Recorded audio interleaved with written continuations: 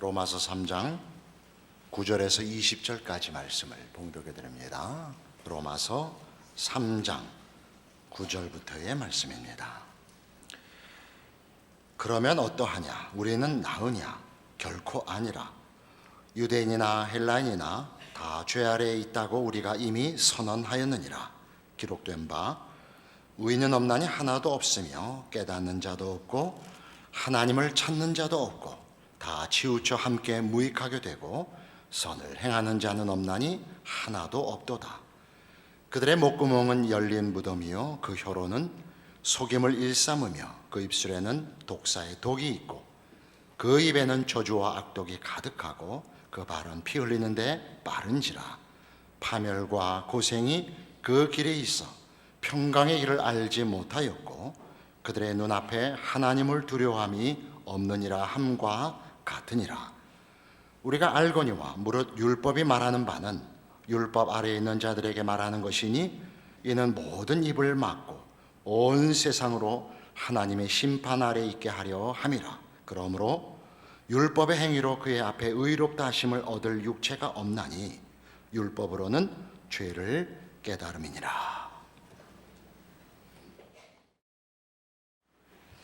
오늘 본문 말씀은 만만치 않게 어렵지요. 인류의 보편적인 죄상을 나열하고 있기 때문입니다.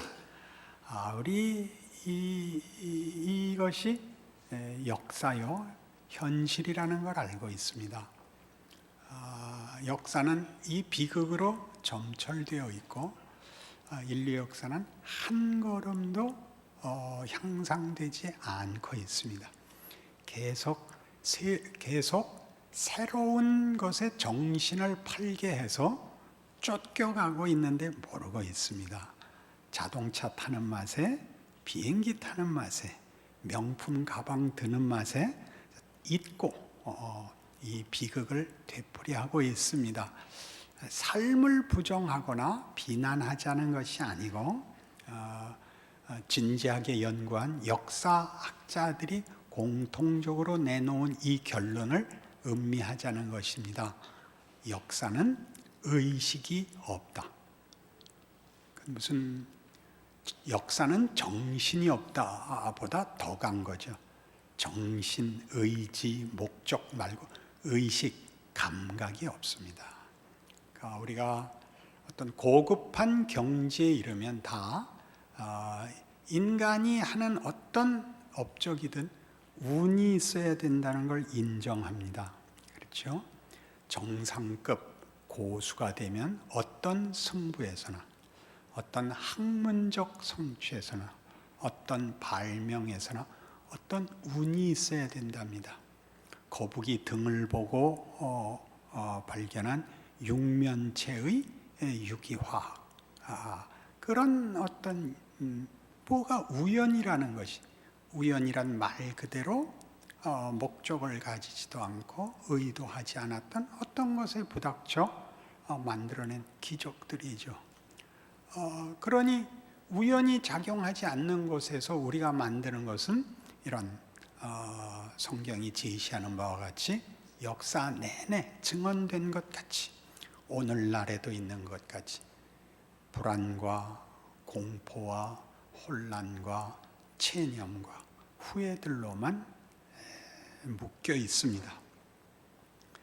여기 있는 오늘 본문의 가장 중요한 인용들 10절 이하에서부터 18절까지 인간이 어떤 존재인가를 성경이 굳이 이렇게 지적하지 않아도 우리의 삶 속에서 봅니다. 한눈 팔면 뒤통수 맞는다는 걸 다 알고 있습니다. 믿을 수 있는 사람은 아무도 없습니다. 그러나 모든 걸 준비하고 나갈 수는 없습니다. 그 체념과 도박과 그 자폭 속에서 하루하루를 살 수밖에 없지요. 그러니 우리 모든 믿는 자들이 늘 소원하는 것 같이 세상은 믿을 수 없으나 하나님은 믿을 수 있으니 하나님 어떻게 좀 해주십시오가 기독교 신앙의 중요한 관문이 되었습니다. 그것은 본질도 아니고 목적지도 아니고 관문이 되었죠. 그리고 오늘 본문같이 의인은 없고 하나도 없고 다 치우쳐 무익하게 되고 선을 행하는 자는 없고 목구멍은 열린 무덤이고 그 혀로는 속임을 일삼고 입술에는 독사의 독이 그리고 그 입에는 저주와 악독이 그 발은 피 흘리는 데 빠르고 파멸과 고생이 그 길에 있고 평강의 길을 알지 못하고 하나님을 찾지 못하는 이것을 하나님이 해결해 주셔야지. 우리에게 물으시면, 우리를 지적하시면 어떻게 하라는 말입니까? 라는 어떤 반발에 부딪히셔야 됩니다. 우리가 이럴 수밖에 없다면 그럼 하나님이 해결을 해 주셔야지. 여기 길이 있다고 얘기를 하셔야지. 이로 몰면 어쩌라고요? 어쩌라고요? 이 질문을 제대로 하지 않으면 성경을 읽을 수가 없습니다. 누구나 성경을 읽을 때에는 답이 없어서 무슨 방법이 없어서 마지막 희망으로 성경을 여는 것입니다. 그러면 누구나 처음부터 읽지요. 창세기지요. 창세기를 읽으면 우리가 감동할 만한 얘기가 없습니다. 정신이 하나도 없는 얘기가 나옵니다. 아주 중요한 얘기가 그저 단 한 절에 불과합니다. 태초에 하나님이 천지를 창조하시니라. 만들고 인간도 만들었다. 인간이 타락했다. 거짓말하고 저주받았다. 그 아들들이 하나가 하나를 죽였다. 그런 이야기들로 노아 홍수라는 대로 전멸하는 것이 시작이지요. 무슨 위로와 무슨 답을 찾으시겠습니까? 그 동일한 경험, 동일한 현실 속에서 찾아간 하나님이 다시 무서운 얘기를 하고 있다면 거기 무슨 희망이 있겠습니까? 하나님은 도대체 왜 그러시는 걸까요? 성경에 중요한 가르침이 있습니다. 선지서들이라는 구약의 마지막 책들이 있습니다. 이사야로부터 시작하여 말라기로 끝나는 여러 선지자 이야기가 있는데 그 선지자들의 활동 시기는 대략 기원전 8세기에서 7세기 어간에 활동했습니다. 북왕조 이스라엘이 망하던 시기, 남왕조 유다가 망하던 시기, 멸망을 예언하고 회개를 촉구하고 받은 바 심판 속에서 하나님의 회복을 약속하고 회개해야 그 회복이 가능하다는 이야기를 하는 것이 선지자들의 임무였습니다. 가장 독특한 임무는 아마 예레미야가 졌을 겁니다. 예레미야는 너희는 망하게 되었다. 이것은 정치적, 군사적 패배가 아니라 하나님의 심판이다. 그러니 달게 받으라. 그게 그의 사역이었습니다. 그러니 누가 좋아했겠습니까? 모든 백성들이 예레미야를 미워했죠. 우리가 믿는 하나님이 이스라엘을 포기한단 말이냐? 그의 크신 이름의 영광을 포기한단 말이냐? 너는 선지자가 되었으면 하나님 앞에 기도하여 이 나라에 복을 다시 끌어들여야지 저주를 하고 있느냐? 너는 매국노에 틀림없다 라는 배척을 받아 정확한 자료는 안 남아있지만 그는 아마 빈 통나무 속에 넣고 톱으로 켜서 죽임을 받았다 그렇게 알고 있습니다. 어려운 사역을 했겠죠. 이러한 일들은 다 예레미야 자신의 입을 통하여 이렇게 증언되어 있는데 구약성경 1060페이지 예레미야 7장에 이렇게 기록되어 있습니다.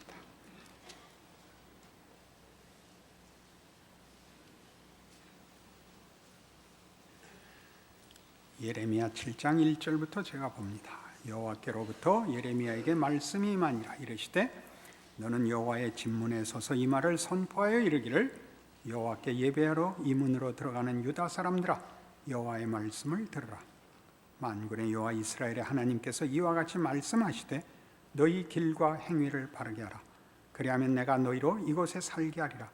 너희는 이것이 여호와의 성전이라 여호와의 성전이라 여호와의 성전이라 하는 거짓말을 믿지 말라.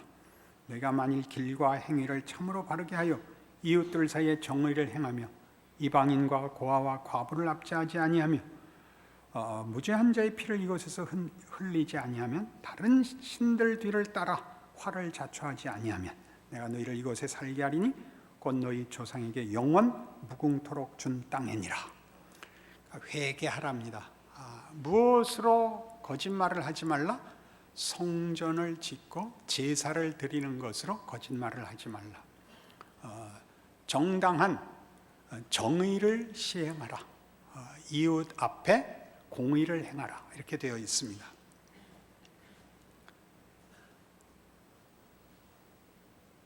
공의를 행하는 것이 성전을 짓는 것보다 낫다. 이렇게 들리지요. 성전을 지은 것이 하나님과의 관계의 정상화를 상징하는 것이라면 공의를 행하는 열매는 당연히 나타나는 증상이다. 그렇게 얘기하는 것입니다. 우리 이전에 요한복음 15장 포도나무 비유를 들어 포도나무에 붙는 것이 제한이냐? 제가 이렇게 물었습니다. 포도나무 가지가 포도나무에 붙는 것이 속박이냐? 아니죠. 그러면 거기에 맺히는 열매는 줄기에 붙어 있는 현상입니다. 결과이기보다도 줄기에 가지가 붙어 있는 증상, 현상이 뭐냐? 열매가 달리죠. 하나님과의 관계가 정상화되어 있으면 이웃과의 사랑이라는 것이 그 증상으로 나타난다 이 뜻입니다. 너희가 이 증상이 나타나지 않으면, 이 열매가 나타나지 않으면 너희가 성전을 세우고 제사를 지내는 것으로 너희 할 책임을 다했다라고 거짓말할 수 없다 이야기입니다. 이걸 오늘 본문에서는 뭐라고 얘기하냐면 율법을 들어서 얘기하고 있습니다. 율법의 가치가 뭐냐? 율법은 하나님의 공정함을 드러낸 하나님의 공의로우심의 한 증거였다. 하나님은 도덕성이 있는 분이요, 질서가 있는 분이라는 뜻이었다. 그러나 너희는 그 율법으로 하나님을 아는 것이 아니라 그 율법으로 인하여 하나님으로 가는 길을 스스로 차단했는데 그 법을 지키지 못했을 뿐만 아니라 그 법을 지킴으로써 하나님께 가는 길을 막았다. 어떻게? 나는 법을 지켰다가 됐단 말이에요. 나는 법을 지켰다. 우리 학교 다닐 때 얘기를 여러 번 비유로 말씀드렸습니다. 밤을 새워서 공부한다라는 뜻을 아시죠? 저도 밤은 새워봤습니다. 계속 공부를 하진 않았습니다.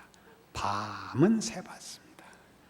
그래서 학교에 와서 졸아봤습니다. 너 밤 샜냐? 네. 그런데 왜 성적이 이 꼴이냐? 할 말 없음. 그렇게 됐죠.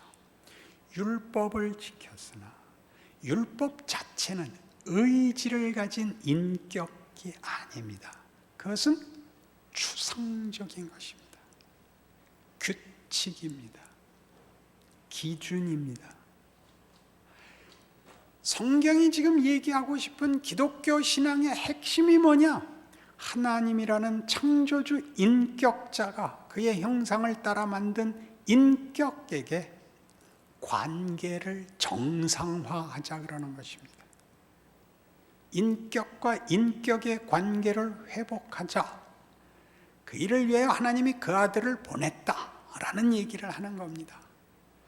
예수를 믿으면 죄를 씻음 받고 천국을 간다. 그 말이 틀린 건 아니지만 그걸로는 부족한 내용을 얘기합니다. 한 인격이 한 인격을 인격으로 만들고 인격으로 대접하여 그 인격과 자신을 묵고로 찾아오신 성의에 관한, 의지에 관한 이야기입니다. 그러나 우리는 이거를 추상화해서 하나님은 없고 법을 지킨 나와 법을 지키지 못한 너로 나누어 지킨 사람이 보상을, 지키지 못한 사람을 비난하고 정죄하는 것으로 끝내버린 것입니다. 그리하여 정작 찾아야 할 하나님은 찾지 못하고 정의니 평화니 사랑이니 하는 말은 무성하되 우리는 무서운 현실을 한 번도 개선해 보지 못하고 인류 역사가 여기까지 반복적으로 비참하고 비극적인 삶을 살고 있는 것입니다.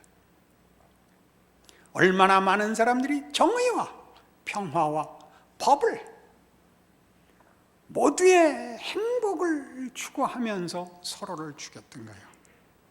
인류 역사상 가장 참혹한 일은, 가장 나쁜 범죄, 부도덕한 부패된 정권에서 일어난 것보다 이상을 추구하는 정부에서 일어난 것이 더 컸다는 사실을 알아야 됩니다. 캄보디아의 폴포트 정권입니다. 인간을 기계공학적으로 재단을 해버렸죠. 그러자 당연한 인간성, 용서, 윤리가 사라졌습니다. 눈에 아무런 인격성도 인간성도 없이 법을 집행했죠. 이상을 조작했죠. 그게 성경이 하고 싶어하는 이야기입니다. 너희의 삶에 다른 거 다 그만두고 이렇게 쩔쩔매고 살아야 하는 이유가 무엇인지를 봐라. 그걸로 모으는 것입니다. 예레미야가 하는 이 지적과 같이 하나님과의 관계가 회복되지 않고 공법이 시행되거나 정의가 창출될 수 없다. 너희가 알지 않느냐. 모든 싸움은 도덕적 부패가 아니라 그거는 다만 우리 다시 추상명사로 돌아가는 것입니다. 이기심 때문에 일어나는 것입니다. 내 만족을 채우기 위하여 이웃을 잡을 수밖에 없는, 이웃을 해할 수밖에 없는 이기심, 그 욕심과 그 거짓, 그리고 그 두려움 때문입니다. 무섭지요. 1등을 하려면 내 앞에 선 자들을 다 죽여야 1등이 됩니다. 실력으로 이기면 좋지만 실력으로 1등이 될 수 있는 사람은 하나고 전부 줄줄이 뒤에 서야 되는데 그들이 1등을 회복할, 1등을 획득할 방법은 하나뿐입니다. 나보다 앞선 자들을 죽여야 합니다. 그것이 우리를, 인류 역사를 이렇게 무서운 자리에 몰고 가고 있는데 우리는 끝없이 추상명사를 남발하고 있습니다. 양보하면 되는데, 자족하면 되는데, 이해시키면 되는데 말이 안 되잖아. 그런 것으로 사람이 움직이지 않는다는 사실입니다. 왜요? 하나님이 인간을 그 정도로 내버려 두지 않기로 했기 때문입니다. 그러니 예레미야를 통하여 너희 바벨론에 항복해라. 이것이 하나님의 심판이다. 그 심판을 감수하라 라고 얘기하자 기절들을 해버렸죠. 여러분의 삶을 여러분들이 하나님 없이 사는 세상이 무엇인가를 감수하는 마음으로 살지 않으면 여러분의 기독교 인생의 답을 찾을 다른 방법은 없습니다. 하나님이 이 무시무시한 현실을 왜 연장하고 계시는가를 이해하지 못하면, 예수의 오심이 무엇인가를 이해하지 못하면 그냥 뜬금없이 어느 날 갑자기 예수 믿고 천국 갑시다라는 말은 근거를 잃고 그 이유를 잃게 됩니다. 마태복음 13장에 오시죠.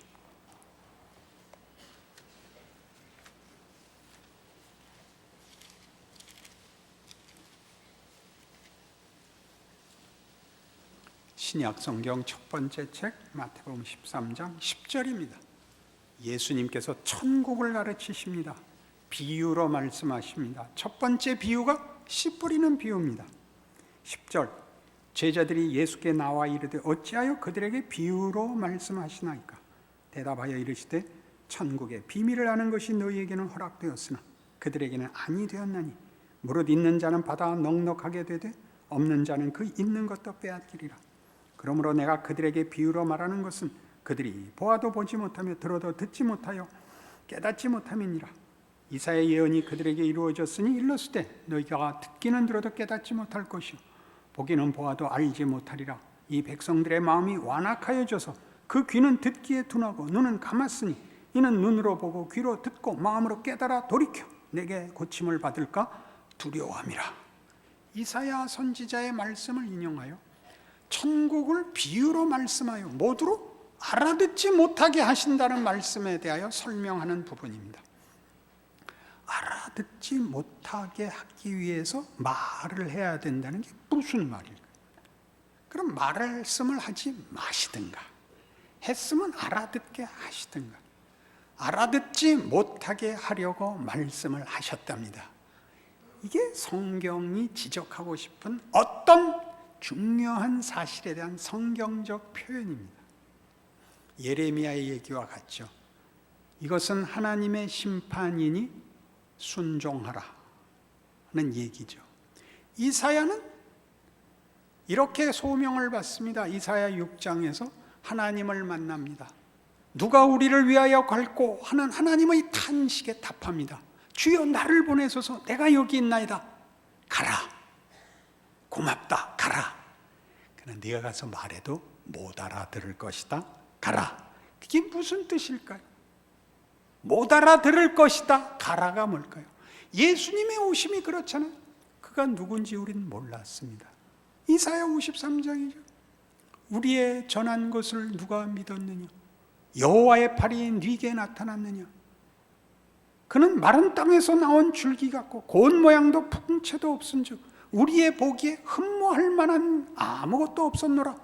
예수가 그렇게 오십니다. 못 알아보게 오십니다. 우리의 인생이 그렇죠. 예수 믿는 게 뭔지 나도 모르겠습니다. 스스로가 그렇지 않습니까? 이거 왜 믿는지 우리가 모르죠. 안 믿을 수는 없는데 믿어도 모를 바로 그것. 그게 뭘까요? 우리가 기대하고 이해하는 것보다 높은 하나님의 목적, 뜻, 포기하시지 않는 하나님의 의지가 거기 교차되는 것입니다. 너희들이 기대하는 것 정도로 내가 만족하지 않는다. 그냥 내버려 둘 수 없다. 나는 너희를 내 영광을 위하여 창조했고 그것을 난 포기하지 않는다. 우리가 요청하지도 이해하지도 못하는데 하나님은 그의 일을 하고 계신다는 거죠.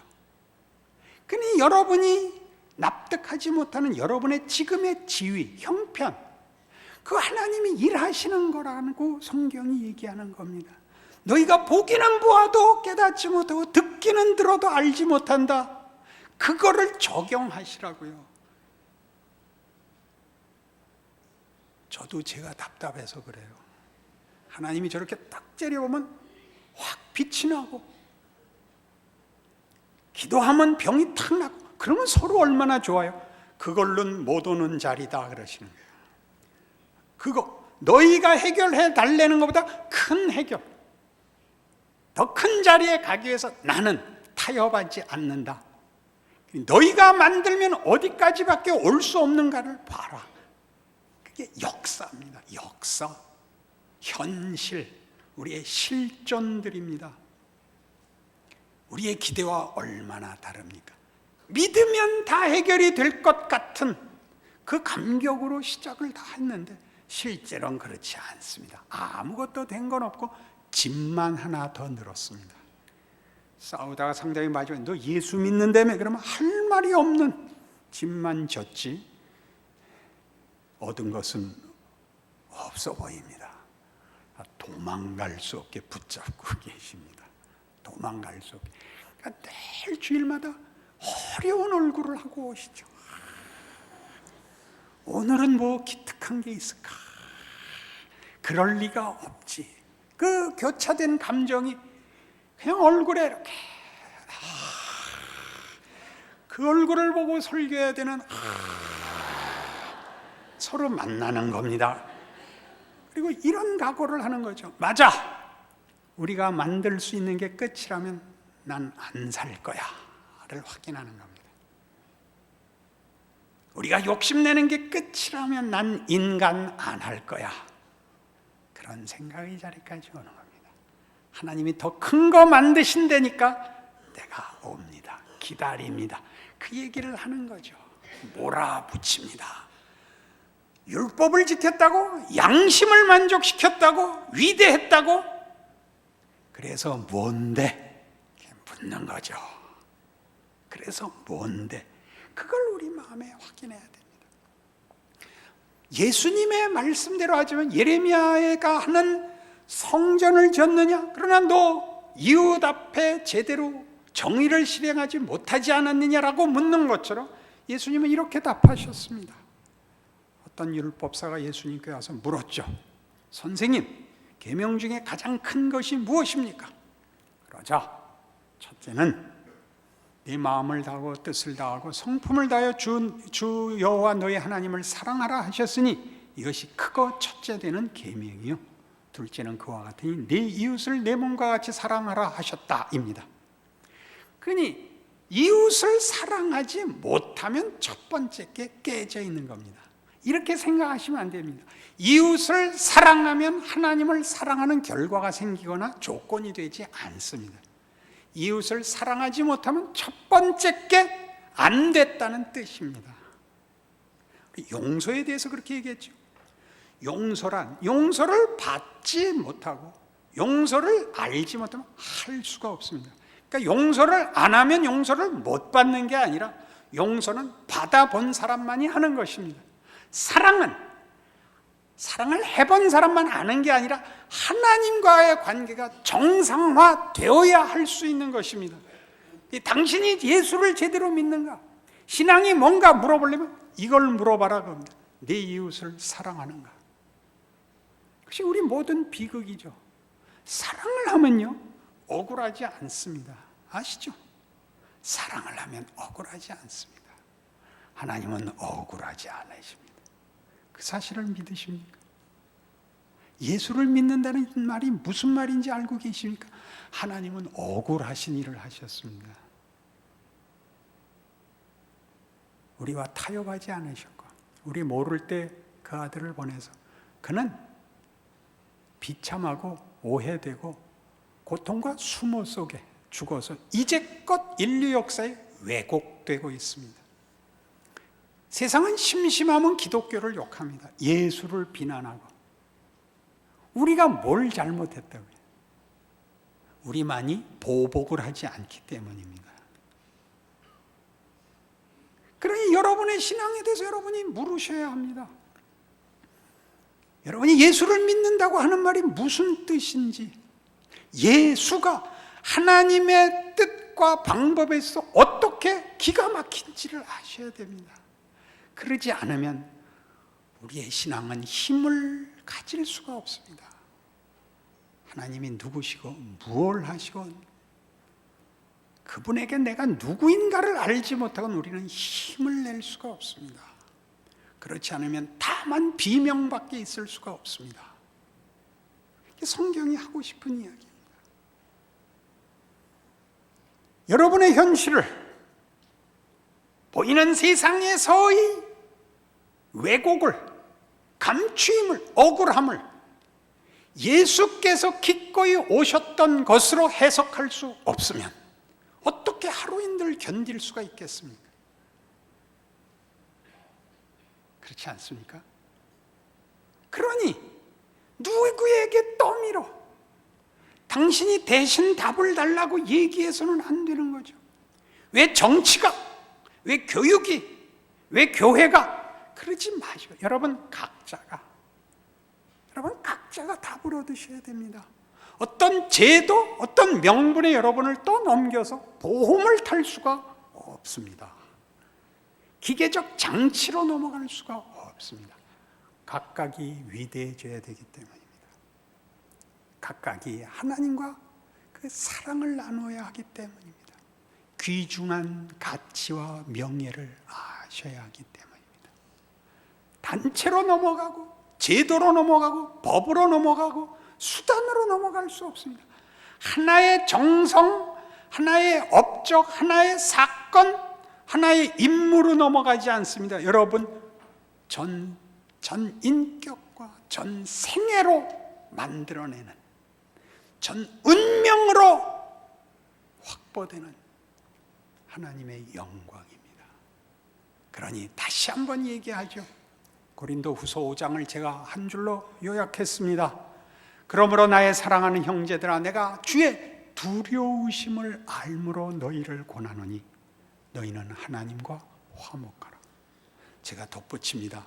그것은 우리의 자랑이고 영광이며 명예이며 책임입니다. 기도하십시다. 하나님 아버지 은혜를 감사합니다. 우리의 삶을 세상의 시험 앞에 져서 자기 소나귀에 쥐려고 하는 자리에서 벗어나 하나님이 우리에게 무엇을 이루시는가를 아는 자리로 인도하여 주시옵소서. 신자된 인생의 명예를 알게 하시고 영광을 알게 하사 누구를 위해서가 아니라 우리 자신을 위하여 하나님의 사람으로 만족하는 복을 주옵소서. 기쁨과 자랑을 주사 우리의 인생을 이 세상에서 예수님같이 살 수 있게 하여 주시옵소서. 주의 영광과 기적이 일어나는 우리의 생애인 줄 아는 믿음으로 말없이 자기 자리를 살아가는 기쁨을 주시옵소서. 그래야 하나님 주로 말미암아 예수로 말미암아 일하셨던 그 반전과 그 은혜와 그 기적과 그 영광을 만드시옵소서. 예수님 이름으로 기도합니다.